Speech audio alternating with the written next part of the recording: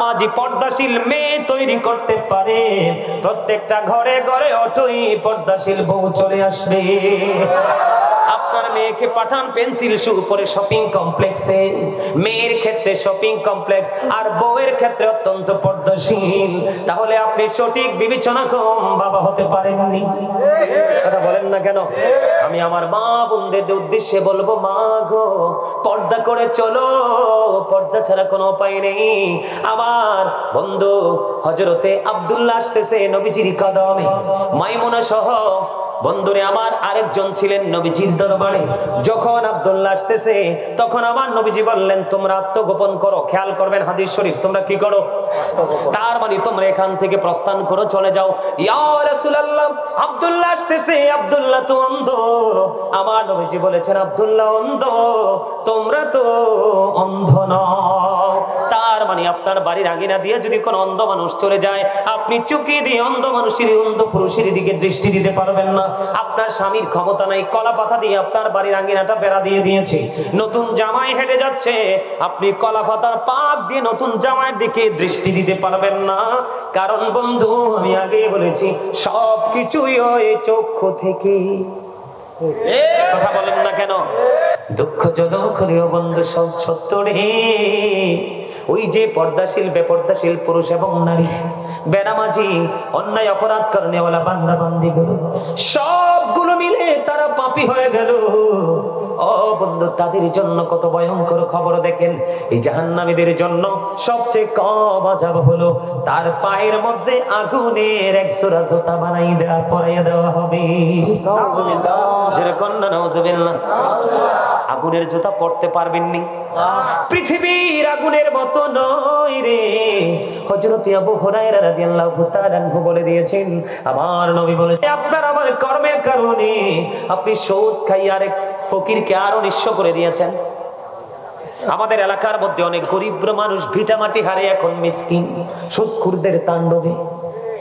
সমাজের মধ্যে কিছু ভূমিদস্যু থাকে, গরিবের জায়গাটা সুন্দর, এটা দখল করে তাকে আউট করে দিয়েছে। আছে না নাই? অনেকে দেখা যায় একজনে ফসল করছে, সময় হয়েছে, পাকছে, সে জোর করে কেটে নিয়ে গেছে। আছে না নাই? আপনি তো আল্লাহর কথা চিন্তা করেননি, আপনি তো ভয় করেননি, হিসাব দিতে হবে সেই চিন্তা করেননি। এই পৃথিবীর বুকে মানুষের মনে যা চায় বন্ধু তাই তো খেতে পারে। ওই মানুষের যখন তৃষ্ণা লাগে, অনেক বেশি পরিশ্রম করে সে পানি দিলে কিন্তু পানিটা খায় না, কয় এই পানিতে আমার কলিজা ভিজবে না, ফ্রিজিং করা পানি দাও, ঠান্ডা পানি দাও, আইস দাও। আইসটা যখন দেয় বন্ধু একটু মিশিয়ে, তখন আপনি খাইলে সাময়িক সময়ের জন্য আপনার শান্তি মিলে। বন্ধু জাহান্নামে তো ভয়ঙ্কর। ও বন্ধু পাপ করো না, পাপীদের জন্য তো ভয়ঙ্কর জায়গা বরাদ্দ করা আছে। তুমি পানি তো খাইতে পারবা না, খাইতে পারবা না। পানিটা তোমার এত উত্তপ্ত গরম পানি তোমার মাথা দিয়ে ঢেলে দেওয়া হবে, তোমার ভিতর থেকে সব কিছু লিকুইড হয়ে বের হয়ে যাবে। জোরে জোরে নাউজুবিল্লাহ। কি হয়ে যাবে? নরম হয়ে তোমার ভিতর থেকে সবকিছু বের হয়ে যাবে। ওই যে একটু আগে বলেছি হাদিস শরীফের মধ্যে, সে জাহান্নামীরা যখন খাবার খাইতে যাবে, মুখরোচক কোনো খাবার মিলবে না। আল্লাহর হাবিব জানিয়ে দিয়েছেন, তিনাতুল খাবার তোমাদের নসিবে জুড়বে। ইয়া রাসূলুল্লাহ, নবী গো এই তিনাতুল খাবারটা কি গো? নবীজি বলে দিয়েছেন, এটা হলো আরেকটা জাহান্নামের নিংড়ানো রক্তপুঞ্জ, এটা তোমাকে কন্টিনিউ ভক্ষণ করতে হবে বন্ধু। আরেকটা খাবার এসেছে কোরআনের মধ্যে, যেটার নাম হলো বন্ধু জাক্কুম। এটা এতটা ভয়ঙ্কর, এই জাক্কুম তোমার এতটা ভয়ঙ্কর, এই বর্তমানে যদি এই মাহফিলের মাটি যদি একটা ফোঁটা জাক্কুম পড়ে রে, গোটা পৃথিবীর মাটি বন্ধু বিষাক্ত হয়ে যাবে। কিয়ামত পর্যন্ত এই পৃথিবীর জমিনে কোনো শস্য জন্মানো যাবে না। এত ভয়ঙ্কর খাবার বেনামাজিদের জন্য, সুদখোরদের জন্য, ঘুষখোরদের জন্য, জালেম অত্যাচারীদের জন্য, যারা ইসলামের বিধানকে অমান্য করে নিজের দাপট খাটিয়ে বন্ধু নিজের আধিপত্য বিস্তার করে জীবন যাপন করেছে, তাদের জন্য এটা বরাদ্দ। এটা মুখের সামনে আনতে দেরি দাঁতগুলো খসে পড়ে যাবে। সরিষা পরিমাণ একটু যদি পেটের ভিতরে যায় রে, সবগুলো বন্ধু লিকুইড হয়ে বের হয়ে যাবে। সবচেয়ে বড় দুঃখজনক খবর হলো, এই পৃথিবীর বুকে তুমি সুযোগ খুঁজে পাও, আল্লাহ জানিয়ে দিয়েছেন লা ইয়ামুতু, তুমি মানুষ মরতে পারবে না। People will not die that day, সেদিন মানুষ মরতে পারবে না। আল্লাহ বলেছেন ফিহা ওয়ালা ইয়াহইয়া, people will not be able to live that day, সেদিন মানুষ বাঁচতেও পারবে না। আল্লাহ বলেছেন বান্দা ওয়া মা হুম আনহা বিগাইবিন, সেখান থেকে বান্দা অদৃশ্য হতে পারবে না, তার মানে পালাইতেও পারবে না। কি করবেন সেদিন? উপায় আছে? জাহান্নামের ভয়াবহতা নিয়ে যদি আলোচনা করে সহ্য করতে পারবেন না। এত ভয়ঙ্কর জাহান্নাম, এত মারাত্মক হবে পরিবেশ পরিস্থিতি। বন্ধুরে আমার, অত্যন্ত গুরুত্ব দিয়ে কাজ করতে হবে। এই যে খতিব সাহেব পাশে বসে আছেন, ইমাম সাহেব পাশে বসে আছেন, তাদের সাথে বেশি বেশি করে কমিউনিকেশন রাখবেন। সুযোগ পাইলেই তাদের কাছে চলে যাবেন, তাদের কাছ থেকে ট্রেনিং নেবেন। রাস্তায় কোনো মুসলমান দেখলেই সালাম দিয়ে দিবেন। যখন ঘরে আপনার ঘরে তরকারি রান্না করবে, একটু জল বলবেন বিবিকে বাড়াই দিতে, পাশের গরিবের ঘরে যেন দিতে পারেন। মানুষ যখন মারা যাবে তার জানাজা অংশগ্রহণ করবে। কেউ যখন ডাক দিবে তার ডাকে সাড়া দিবেন। কথা কি বুঝতে পারছেন? আমার কথা বুঝে আসছে? বেশি বেশি করে 5 ওয়াক্ত নামাজ পড়বেন, হালাল পথে রোজগার করবেন, মা বাবার সাথে ভালো সম্পর্ক রাখবেন, সামাজিক বন্ধনে নিজেকে আবদ্ধ করে নিজের জীবনটাকে বদলে দিবেন। মা বোনদেরকে পর্দায় রাখবেন, আপনারাও পর্দায় থাকার চেষ্টা করবেন। আর এইরকম মাহফিল, মানুষ যদিও আপনাদের কম, উপস্থিতি যদিও কম, কারণ আপনারা পাহাড়ি এলাকার মানুষ কম মনে হয় এখানে, তাতে আমার মন খারাপ হয়নি। তবে আপনাদের যে মনোযোগ, সেটা দেখে আমি মুগ্ধ হয়েছি। অত্যন্ত খুশি হয়েছি যে আপনারা একেবারে নিবিড়ভাবে পলকের দৃষ্টি দিয়ে আপনারা আমার কথাগুলো শুনেছেন। সম্মানিত উপস্থিতি, বেশি বেশি করে রাসূলের সাথে প্রেম করবেন। প্রেম মানে রাসূলের আদর্শ। প্রেম মানে কি? রাসূলের আদর্শ। তাহলেই আপনার পক্ষে সফলতা আসবে।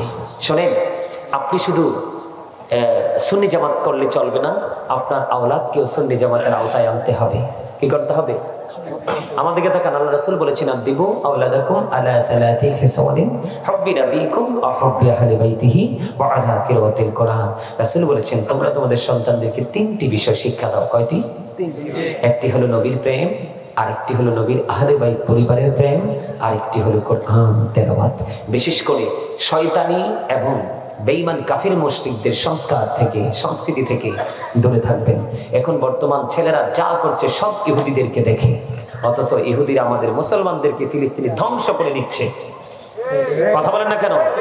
আবার নতুন করে মধ্যপ্রাচ্যে ওই যে আপনার সাদা সাদা কুকুরগুলো আছে না, কুকুরগুলো কিন্তু বিভিন্ন দেশের সাথে ঝগড়া লাগিয়ে দিচ্ছে, তাই না? সম্মানিত উপস্থিতি, ইহুদি নাসারাদেরকে ফলো করা যাবে না, কারণ তারা চিরকালের জন্য, অনন্তকালের জন্য তারা জাহান্নামী। আল্লাহ বলেছেন উইদ্দাত লিল কাফিরিন, তাদের জন্য আল্লাহ জাহান্নাম বানিয়েছেন। আর উইদ্দাত লিল মুত্তাকিন, মুত্তাকিনদের জন্য আল্লাহ জান্নাত বানিয়েছেন। মুত্তাকিনদের জন্য আল্লাহ বলবেন ইউ গো টু প্যারাডাইস, আল্লাহ বলবেন তোমরা জান্নাতে চলে যাও। আর যারা কাফের বেঈমান মুশরিক, তাদেরকে বলবো you have to go to hell, তোমাদেরকে মাস্ট বি চলে যেতে হবে জাহান্নামে। বাঁচানোর কোনো সুযোগ কারোরই নেই। শোনেন, রাসূলকে কেন বলছে বারবার ধারণ করতে? আল্লাহ বলেছেন মাইয়ুতির রাসূলা ফাকাদ আতাল্লাহ। আল্লাহ বলেছেন হি হো অবিস দ্যাট স্টিল অবিস আল্লাহ, যে ব্যক্তি রাসূলের নির্দেশ মানলো সে যেন আল্লাহর নির্দেশ মানলো। আল্লাহ বলেছেন কুল ইন কুনতুম তুহিব্বুনাল্লাহ ফাত্তাবিউনি ইউহিব্বুকুমুল্লাহু ওয়া ইয়াগফির লাকুম যুনুবাকুম আল্লাহু গফুরুর রহিম। আল্লাহ বলেছেন সে বলুন, ইফ ইউ ডু লাভ আল্লাহ, যদি তোমরা আল্লাহকে ভালোবেসে থাকো, ফলো মি মুহাম্মদ সাল্লাল্লাহু আলাইহি ওয়াসাল্লাম, মুহাম্মদ সাল্লাল্লাহু আলাইহি সাল্লামের অনুগত হয়ে যাও। কি লাভ হবে? আল্লাহ উইল লাভ ইউ, আল্লাহ তোমাদেরকে ভালোবাসবেন, এন্ড ফরগিভ ইউর সিনস, আল্লাহ তোমাদেরকে ক্ষমা করে দিবে। Allah is all in all, follow his law and light for eternal success. আল্লাহ সব, কিন্তু তারপর আমাদের জন্য 2টা নিয়ামত দিয়েছেন, একটা হলো ল এন্ড লাইট। ল হলো আল্লাহর কোরআন, দা হোলি কোরআন, যেটা বিজ্ঞান এখান থেকে বের হয়েছে। আরেকটা হলো ল এন্ড লাইট। লাইট হলো ইংলিশ শব্দ, বাংলাতে এটাকে বলা হয় আলো, আরবিতে বলা হয় নূর। এই নূরটা হলো আপনার আমার প্রাণের নবী। আমার কথা দিয়ে কয় না কেউ? নবী কি মাটি না নূর? নবী মাটি হবো কেমনে? নবী সৃষ্টির আগে তো কিছু সৃষ্টি হয়ই নাই, হইছে? নবী সৃষ্টির আগে তো কিছু সৃষ্টি হয় নাই, তো নবী মাটি না কি? মাটি তো হতে পারে না, পারে? I am from the light of Allah and everything has been created from my light. আমি আল্লাহর নূর থেকে সৃষ্টির প্রত্যেকটা বস্তু আমি নবীর নূর মোবারক থেকে। রাসূল বলেছেন I was a prophet when Adam was mixture of water and mud. নবী বলেছেন আমি তখনও নবী যখন আদম ছিল কাদা মাটির মাঝে, পানি এবং কাদা মাটির মাঝে, তখনও আপনার আমার নবী ছিলেন। ডক্টর আহমদ পেয়ারা বাগদাদি পীর সাহেব কেবলা বলেছেন, বলবো all the great religious personalities of all prophet Muhammad Rasulullah sallallahu alaihi wasallam was the most successful. তিনি বলেছেন পৃথিবীর মধ্যে যত নবী রাসূল এসেছেন, রাজনীতি থেকে ইমামতি, ইমামতি থেকে রাজনীতি পর্যন্ত প্রত্যেকটা জায়গায় আপনার আমার নবী সফল সাকসেস। সুবহানাল্লাহ। আর জোরে আমেরিকার গবেষক মাইকেল এইচ হার্ট তিনি 100 জন প্রভাবশালীর তালিকা করলেন। তিনি বললেন the 100 A ranking of the most influential person in the history. তিনি বলেছেন 100 জন প্রভাবশালীর তালিকা তিনি করেছেন। 100 জন প্রভাবশালীর মধ্যে ইনফ্লুয়েন্সিয়াল দ্বারা আপনার আমার নবীকে সর্বশ্রেষ্ঠ বলে আখ্যায়িত করেছেন। আওয়াজ দিয়ে বলেন সুবহানাল্লাহ। সম্মানিত উপস্থিতি, বেঈমান কাফেররা পর্যন্ত নবীকে নিয়ে প্রশংসা করেছেন। কিন্তু দুঃখজনক হলেও সত্য, আমাদের দেশে এলেম কালাম ছাড়া কিছু মৌলবী বের হয়েছে, নবী সম্পর্কে যা ইচ্ছা তা বলে, আল্লাহর ওলি সম্পর্কে যা ইচ্ছা তা বলে। ঠিক না ঠিক? আর জোরে বলেন না কেন? Hazrat Muhammad sallallahu alaihi wasallam was born in Arab country. His father's name was Abdullah. His mother's name was Amina. His father said died before he was born. He lost his mother in his childhood. He was very truthful. আওয়াজ তুলে বলেন সুবহানাল্লাহ।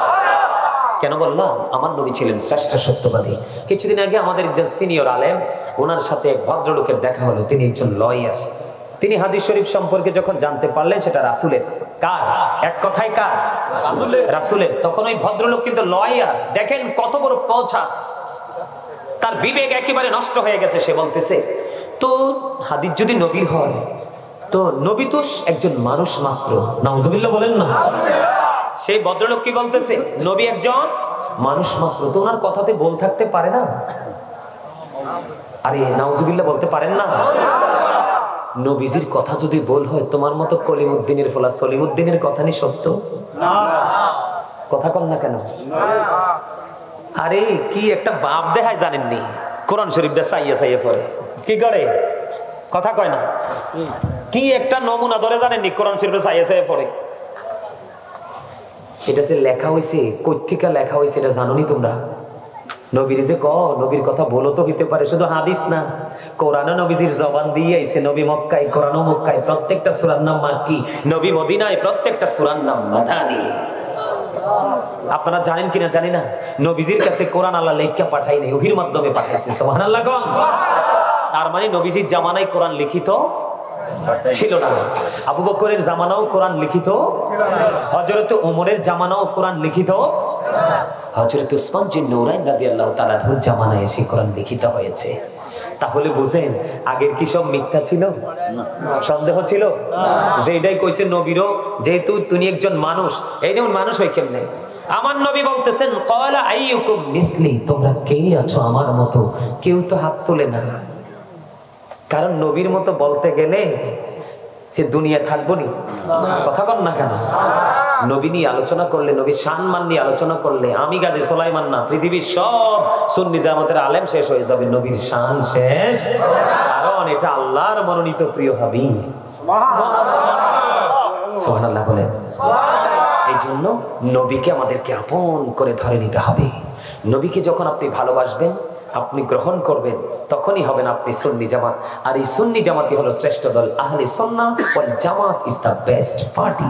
এটাই হলো শ্রেষ্ঠ দল। এটার জন্য জান্নাতের খবর নবীজি দিয়ে গেছেন, আর বাকিগুলার জান্নাতের খবর নবীজি দেন নাই। সম্মানিত উপস্থিতি, ওমা অনেক কথা বলে ফেলেছি। আপনার তাবারুক আছে ইয়া বিরিয়ানি, আপনাদের জন্য তারা তাবারুকের ব্যবস্থা করেছেন। আমি একটু জিকির করব, জিকির করে রাসূলকে দাঁড়িয়ে সালাম দিব। আপনারা কি সালামের পক্ষের না বিপক্ষে? মনে রাখবেন। আমার দিকে তাকান। আল্লাহ সূরা ফাতির 9 নম্বর আয়াতের শেষ অংশে বলেছেন অতুআযিরহু ওয়া তুওয়াক্কিরহু। আল্লাহ বলেছেন help him and respect him. তোমরা আমার হাবিবকে সাহায্য করো এবং সম্মান করো। আমরা রাসূলকে জাস্ট সম্মান করছি কারণ ইনি হচ্ছেন শ্রেষ্ঠ সম্মানের মালিক। কথা বল না কেন? আচ্ছা কোন তো নবী ছাড়া আর কেউ কি সম্মান করা যায়? যদি করি নিচে কি নবীর উপরে কেউ হতে পারে না। আপনার ভালো না লাগলে আপনি দিন না সালাম, কিন্তু যারা নবীকে ভালোবাসে, এক একজনের ভালোবাসার বহিঃপ্রকাশে এক এক রকম। আপনি তো তার গায়ে কলঙ্ক দিতে পারেন না। ঢাকা গাজীপুরে এক ভদ্রলোক, আপনারা মিডিয়াতে দেখছেন কিনা জানি না, এখানে ইয়াং ছেলেরা হয়তো দেখতে পারে, ইন্টারন্যাশনাল যমুনা টিভি, সময় টিভি, NTV, RTV সব টিভিতে আসছে। এক ছেলে গাজীপুরে, সে ভাত খায় না, কন্টিনিউ খেজুর খায়। কামান নবীর প্রিয় খাবার খেজুর, আমি যতদিন বাঁচবো খেজুর খেয়ে বাঁচবো। সে তো নবীর সাথে প্রেম করে খাচ্ছে, এখন আপনি কি তাকে বেদাতি বলবেন? বুঝে নিতে হবে, বিবেকবান হতে হবে, কথা যা ইচ্ছা তা বললেই হবে না। আল্লাহ রাব্বুল আলামিন আপনাদের আমাদের সবাইকে কবুল করে নিন। আজকের এই মাহফিল যেন আল্লাহ রাব্বুল আলামিন আপনার আমার সবার জন্য নাজাতের জরিয়া করে নেন, সকলে বলেন আমিন। সম্মানিত উপস্থিতি, আমাকে অনেক দূর যেতে হবে, অনেক দূর যেতে হবে, না হয় আরেকটু আলোচনা করতাম, আপনারা যদি আমার কাছাকাছি হইতেন। আর প্রতিনিয়ত ডিউটি করতে হয় আমাদেরকে। হ্যাঁ হ্যাঁ হ্যাঁ, কারণ আগামীকালকে আরো দূরে প্রোগ্রাম। হ্যাঁ, একটু গজল গাইব, একটু গজল গাইবে, একটা গাইবেন? আমার সাথে পারলে গাইবেন, আমি ছোট্ট করে একটু গাইব। পাইলে নিরালাই গো নবী, পাইলে নিরালাই, পাইলে নিরালাই গো নবী, পাইলে নিরালাই। দুই কদমে চুমো খাবো, দুই কদমে চুমো খাবো, চরণে ধুলি মাখবো গায়ে। পাইলে নিরালাই গো নবী, পাইলে নিরালাই, পাইলে নিরালাই গো নবী, পাইলে নিরালাই। আমার নবী কত দূরে,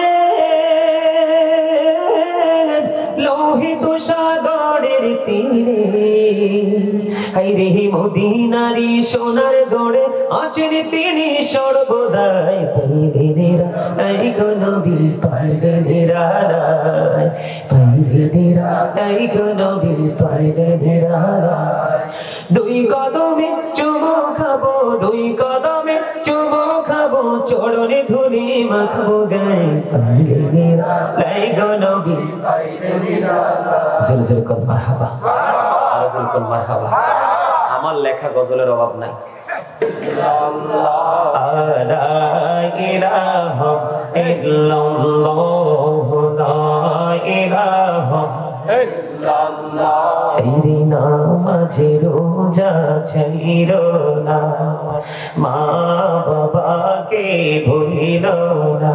এই নামাজে রোজা ছাইরো না, মা বাবাকে ভুলিল না। হায়রে জান্নাতবাসী হইতে চাইলে, জান্নাতবাসী হইতে চাইলে, প্রাণ ভরে করো সাধনা।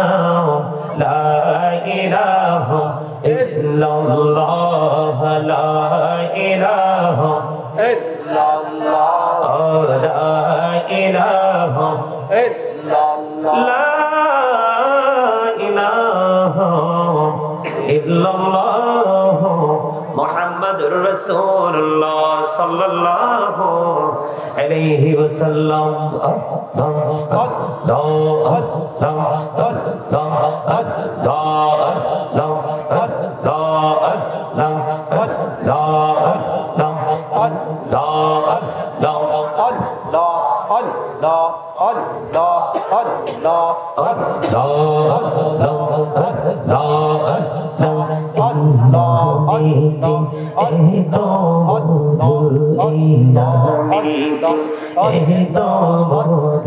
জাহানিলি তো আগে দয়া, জাহানিলি তো আগে, যতই যাবি নামটি তোমার, যতই যাবি নামটি তোমার, তবু তুই মধুর লাগে রে দয়া, তবু তুই মধুর লাগে। আল্লাহ আল্লাহ আল্লাহ আল্লাহ আল্লাহ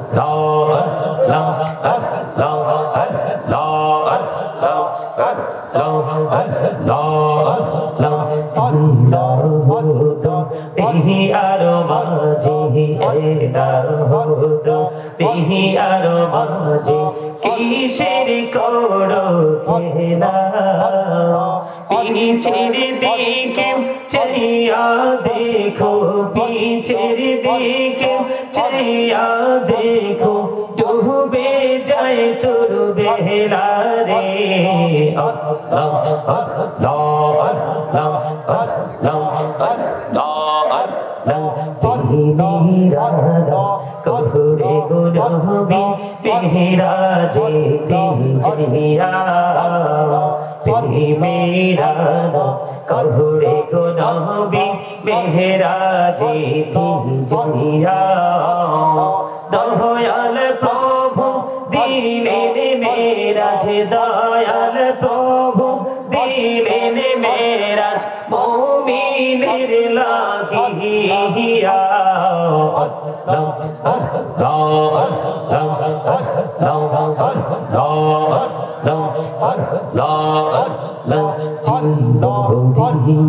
করসিরে গোনা জীবড়িয়া করসিরে গোনা ক্ষমা করে দাও রে দয়া ক্ষমা করে দাও আইরে গুনাহ গলে ক্ষমা করিয়া গুনাহ গলে ক্ষমা করিয়া কবুল করে নাও রে দয়া কবুল করে নাও আল্লাহ আল্লাহ আল্লাহ আল্লাহ লা ইলাহা ইল্লাল্লাহ মুহাম্মাদুর রাসূলুল্লাহ সাল্লাল্লাহু আলাইহি ওয়াসাল্লাম। উপস্থিত ওলামায়ে কেরাম, আমন্ত্রিত অতিথিবৃন্দ, দাড়িপাকা আমার মুরব্বী বাবারা, যুবক ভাইয়েরা, বিশেষ করে আজকে যারা টাকা দিয়ে, পয়সা দিয়ে, অর্থ দিয়ে, বুদ্ধি দিয়ে, শ্রম দিয়ে, সার্বিক সহযোগিতার মাধ্যমে আজকের এই জান্নাতের বাগান সাজিয়েছেন, উপস্থিত রয়েছেন আমার মা বোনেরা, পর্দার অন্তরালে রয়েছেন আমার মা বোনেরা, সকলের প্রতি আমার আন্তরিক সালাম। আসসালামু আলাইকুম ওয়া রাহমাতুল্লাহি ওয়া বারাকাতুহু। আমার কাছে একটা জিনিস একবার স্পষ্ট মনে হয়েছে, এই স্টেজে বসার পরে আপনাদের যিনি ইমাম সাহেব, উনি আপনাদেরকে নিয়ে খুবই বেকায়দায় আছে, খুবই বেকায়দায়। কারণ আপনাদেরকে দেখে আমার কাছে সুস্থ মানুষ মনে হয় নাই। কি মানুষ? কথা বলেন না কেন? খারাপ লাগছে কথাটা শুনে না? আপনারা বলেন তো, যে দুরুদ পড়ছেন, জিকিরের যে আওয়াজ দিছেন, এই দুরুদ আর জিকিরের আওয়াজ কি সুস্থ মানুষের আওয়াজ না অসুস্থ মানুষের আওয়াজ? অসুস্থ মানুষের মতো দু চারজন হয়তো আছে, কিন্তু বাকি সবাই কোথাও যেন হারিয়ে গেছে। সম্মানিত উপস্থিতি, আপনাদের মধ্যে তাকওয়ার যথেষ্ট অভাব। কিসের অভাব? তাকওয়া, ভয়, যথেষ্ট অভাব। আমি কেন আপনাদেরকে অসুস্থ বলছি জানেন? এই যে মাথা থেকে পা পর্যন্ত এই যে বডিটা, আমরা আসলে এটাকে মানুষ হিসাবে চিনি। কি মাথা থেকে যে পা পর্যন্ত বডি স্ট্রাকচারটা, এটাকে আমরা কি হিসাবে চিনি? মানুষ হিসাবে।